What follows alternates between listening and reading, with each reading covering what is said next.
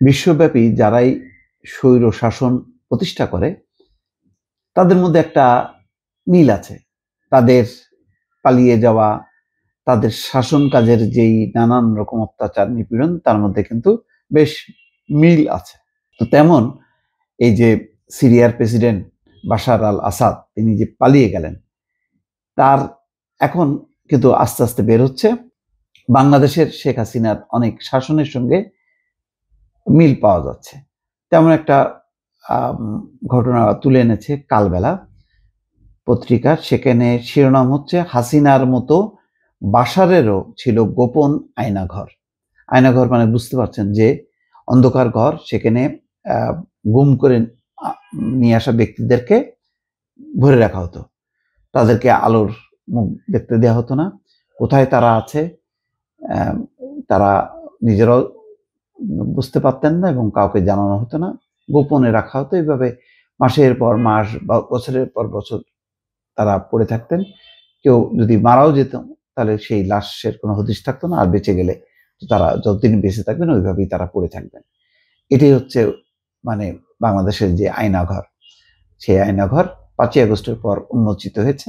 আয়নাঘরতে বেরোনো বেশ কিছু মানুষ সেই বিভীষিকাময় দিনের কথা তারা বর্ণনা করেছেন, 8 বছর 10 বছর ধরে যারা আটক ছিলেন। এখন এই সিরিয়ায় ঠিক তেমনই আয়নাঘরের সন্ধান পাওয়া গেছে, আন্তর্জাতিক খবর। সেই খবরটি কালবেলা প্রকাশ করছে। বলা হচ্ছে এ যেন ঘটনার পুনরাবৃত্তি। সিরিয়ার সরকার পতন, ভাস্কর্য ভাঙচুর, বাসভবন লুট থেকে শুরু করে গোপন বন্দিশালা। বলা হচ্ছে হাসিনা সরকারের গোপন বন্দিশালা আয়নাঘরের কথা এবার সন্ধান মিলল বাশার আল আসাদ সরকারের পরিচালিত আয়নাঘরের, যে ঘরে বন্দি ছিল হাজারো মানুষ।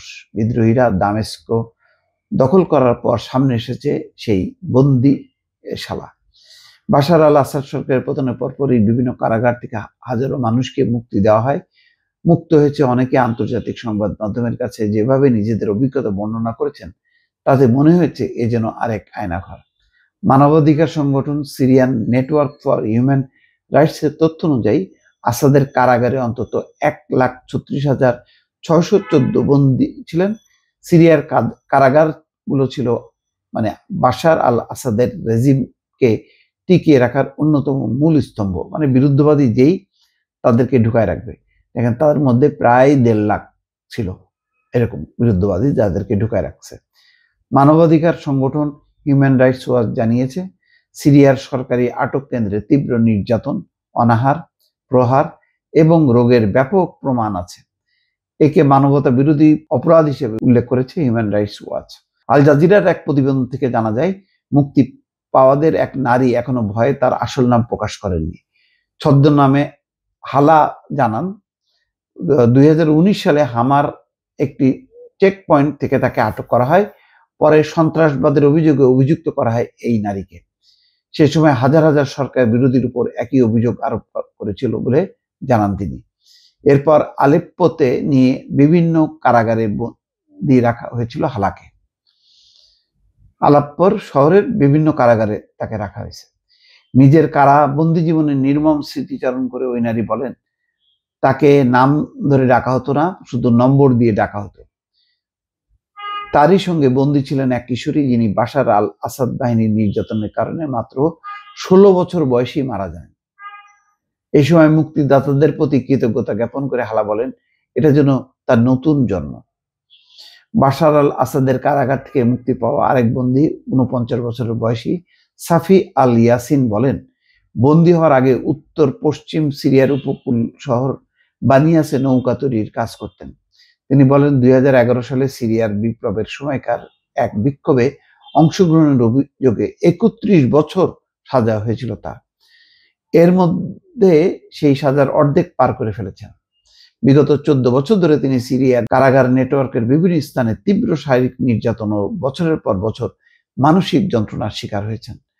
সাফিকে বিভিন্ন কারাগারে স্থানান্তর করা হয়েছিল এবং প্রত্যেক কারাগারে আলাদা পদ্ধতিতে নির্যাতন চালিয়ে তাকে জিজ্ঞাসাবাদ করেছিল। সাফি বলেন তিনি সাইদিয়ানার কুখ্যাত কারাগারে 1 বছর কাটিয়েছিলেন। অ্যামনেস্টি ইন্টারন্যাশনাল 2017 সালে এই কারাগারকে মানব কসাইখানা বলে আখ্যায়িত করেছিল। এরপর তাকে সুইদা এবং পরে আলেপ্পোতে স্থানান্তর করা হয়। সাফি বলেন, এই মুক্তির আনন্দ ভাষায় প্রকাশ করার মতো নয়।